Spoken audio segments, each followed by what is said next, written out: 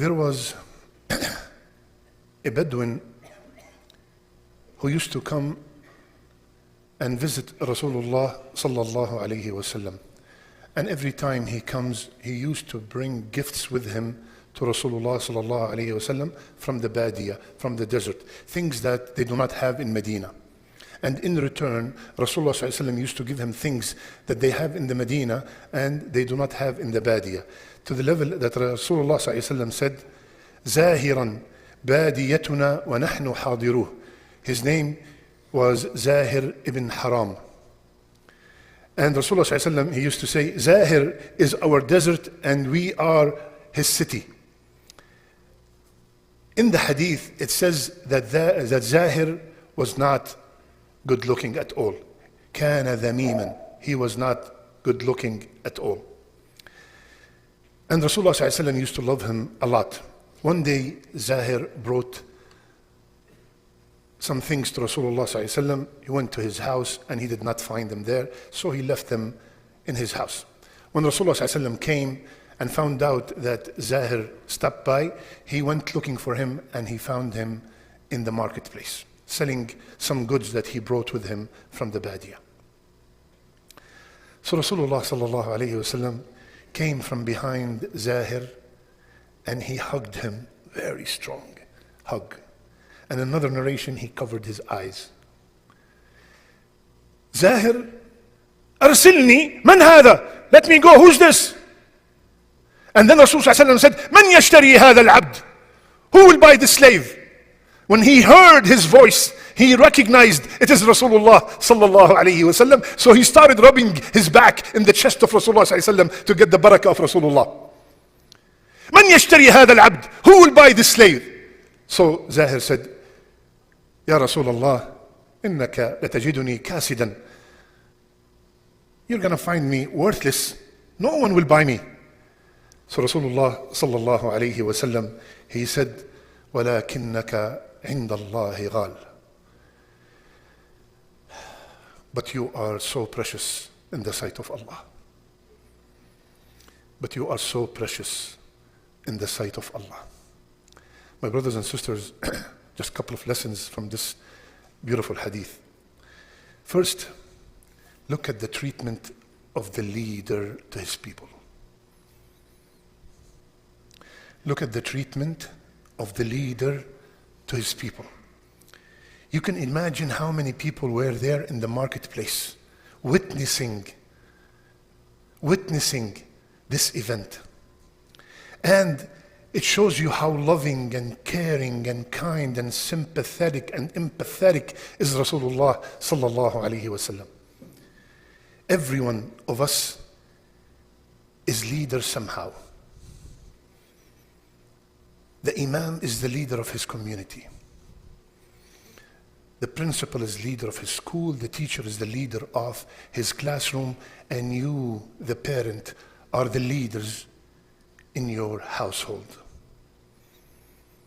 How's your treatment to your people of the household where you are assigned a leader?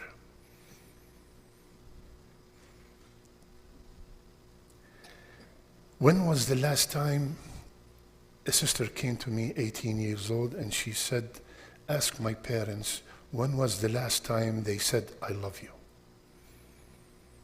When was the last time you told your daughter, I love you? You told your son, I love you. You hugged them, you kissed them on the forehead. You sat down with them, you spent time with them. You joked around with them.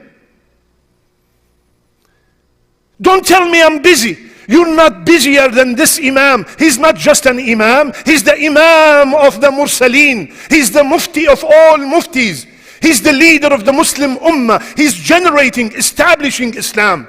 There's no one busier than him. And he could have waited for Zahir and said, you know what, I will see him at Maghrib. I will see him at Isha and thank him. No, look at the akhlaq, look at the manners that he's teaching us, alayhi salatu wasalam. He went to the marketplace in front of everybody to demonstrate his love to Zahir. Look at the akhlaq of the leader. My brothers and sisters, spend time with your children. Wallahi, I'm looking at my children and I'm seeing this guy getting married, this daughter is having a baby. I'm saying, where did the time go? Wallahi, trust me, my brothers and sisters with 6, 7, 8-year-old kids or less, or a little bit more, you're going to see the time disappear. That 8 years old does not come back again. That 6 years old does not come back again. Enjoy it. Let them remember, my father used to do this. My mother used to do this. What would they remember about you? If you drop dead today, tomorrow, what would your children remember about you? How much du'a are they going to make for you? What is the memory that me and you left? My father used to take me to Fajr every day. Imagine that is the thing that you left with your son. And then he grows up and he has his own child. And he takes his hand of the child and he goes to the masjid and he tells his son, my son, your grandfather used to do the same thing with me. Let's make dua for him. Is that the case, ya akhi? Or all your focus, you have to become a doctor. Doesn't matter if you pray, you don't pray. Doesn't matter. All your concern is dunya matters. That's all you care about. You let them sleep when Fajr time comes, but you wake them up severely when there is a test or there is an exam or there's an interview. And we all know none of the questions of the grave is what degree do you have. My brothers and sisters, spend time with your wife. Spend time with your spouse. Your children has a right upon you. It's not, you're not doing them a favor. They have a right upon you. Your spouse has a right upon you. Your parents have a right upon you. They have a right. And when you go visit your parents to show them that you love them, I noticed that many of the parents come to me and say, yeah, she comes and visits me. Yeah, he does come and visit me. At least once a week, or maybe more. But wallahi, ya Shaykh, don't tell him. And I'm telling you, he's always on the phone.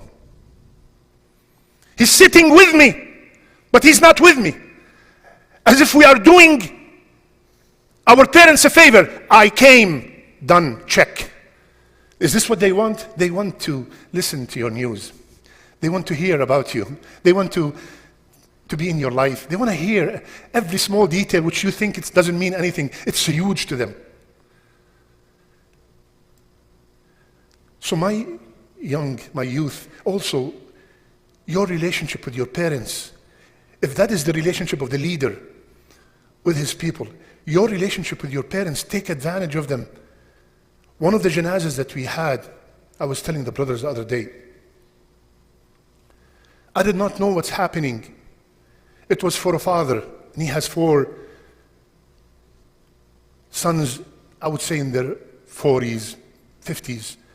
One of the sons was hysterically crying, and he wanted to jump inside the grave. And I asked the brother, what's going on?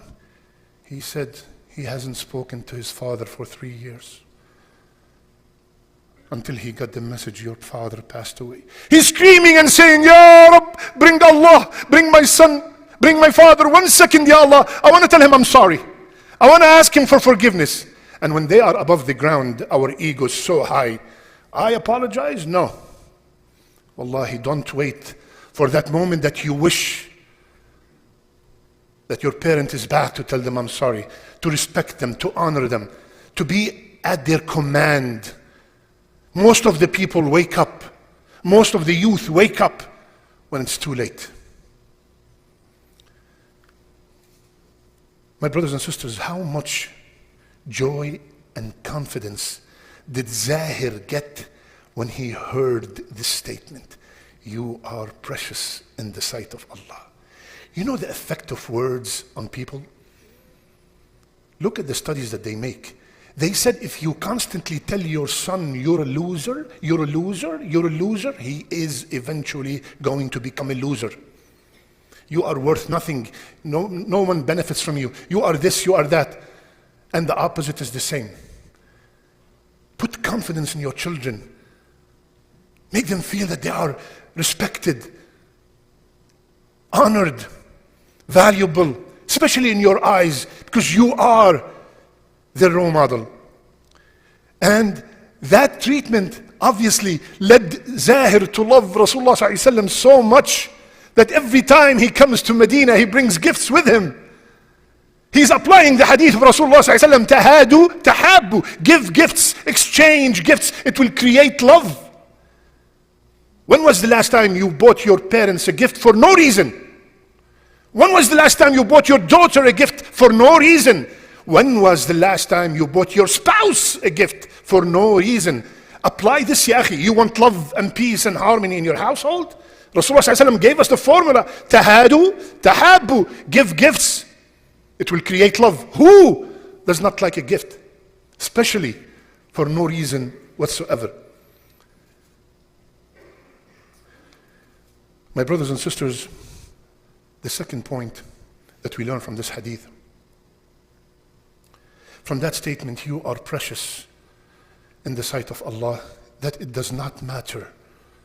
It did not matter how Zahir looked like. It did not matter what clothes he was wearing, what horse he was riding, what business he was in. That did not matter at all. That did not change his status in the sight of Allah Azza wa Jal.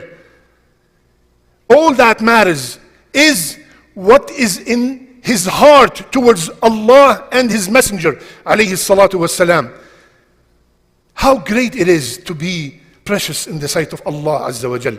Rasulullah sallallahu told us, Inna Allah la yanzuru ila suwarikum wa amwalikum, innama yanzuru ila qulubikum wa a'malikum. Allah does not look at your attire and your wealth. Allah looks at your heart and your deeds. Every single one of us would like to know, what is his status in the sight of Allah? You want to know your status? You want to know your rank with Allah?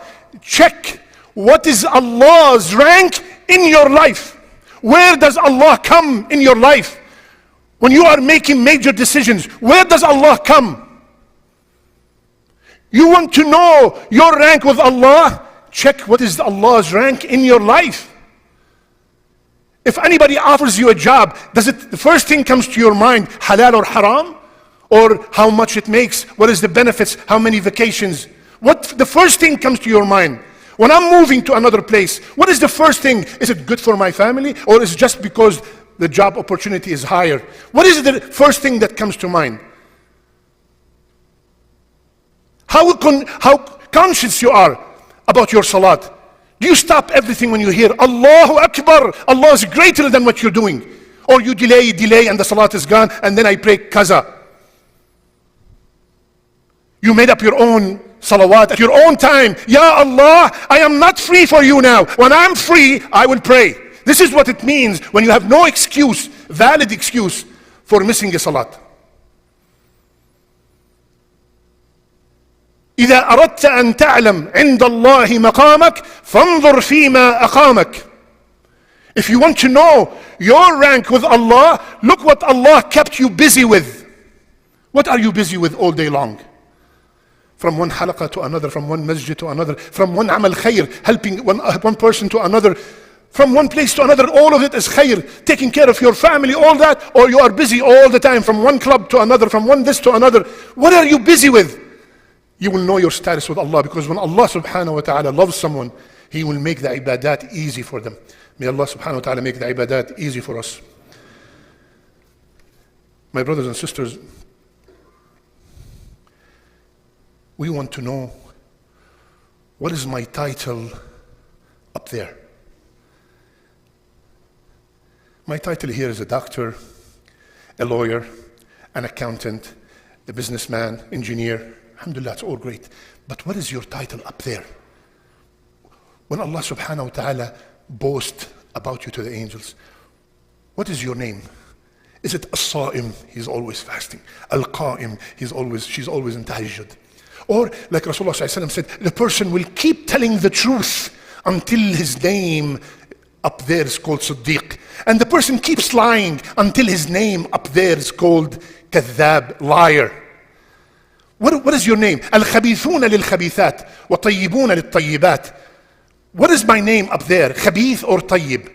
Inna al-Abrar lafi na'im wa inna al-Fujjar lafi jahim. Well, who am I? Am I from the Abrar or am I from the Fujjar? From the good ones or from the evil ones? What is my name up there? What is my name up there? What is my title up there?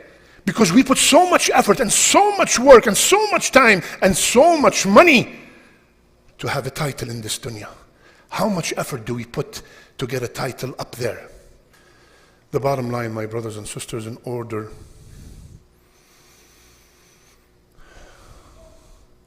to fix or to be from the people who are precious in the sight of Allah, Allah gave us the formula. Inna akramakum indallahi atqakum. This hadith is screaming this lesson. The most honorable among you in the sight of Allah are the ones with the most taqwa. In the hadith it says he was ugly. كان ذميما. So it's not your money. It's not your looks. It's not your properties. It's not how many kids do you have. It is how much taqwa, how much you have fear of Allah Azza wa Jal, and specifically when you are alone. When you're alone, you want to know a man, you want to know about any man, ask his wife. Because this is where the true husband, the true man is. You want to know about any sister, ask her husband. Because in the masjid, everybody is so beautiful. But when they are alone, when they are with the people that they can show their power and their authority, then and only then you know the true person. My brothers and sisters, you are so precious to Allah Azza wa Jal. You are so precious to Allah if you are a believer. Underlined, if you are a believer, you are so precious to Allah. Allah subhanahu wa ta'ala said, هو الذي يصلي عليكم الله أكبر وملائكته ليخرجكم من الظلمات إلى النور. Allah said He is making salat upon you. What does it mean when Allah makes salat upon someone? It means Allah is boasting, praising them in the presence of the angels. Allah subhanahu wa ta'ala, He told us, الذين يحملون العرش ومن حوله يسبحون بحمد ربهم ويؤمنون به ويستغفرون للذين آمنوا. Allah is telling us that He ordered the angels carrying the throne to make istighfar for you. If you are a believer, you are so honored in the sight of Allah Azza wa Jal. إن الله يدافع عن الذين آمنوا. If you are a believer, Allah subhanahu wa ta'ala will keep away the evil people, the evil things away from you. Rasulullah sallallahu alaihi wasallam was making tawaf around the Kaaba and he said, ما أطيبك وما أطيب ريحك وما أعظمك. He said, how pure you are, how beautiful is your fragrance, and how great you are. But by Allah, the sanctity of the believer is more honorable than you in the sight of Allah. You are more honorable than the Kaaba in the sight of Allah if we are believers. In order to be these believers, there's one ayah that we have to apply in our life. قل إن صلاتي ونسكي ومحياي ومماتي لله رب العالمين. Done. Tell them, Ya Muhammad sallallahu alayhi wasallam, my salat, my sacrifice, my whole life, even if I die, it is all for the sake of Allah.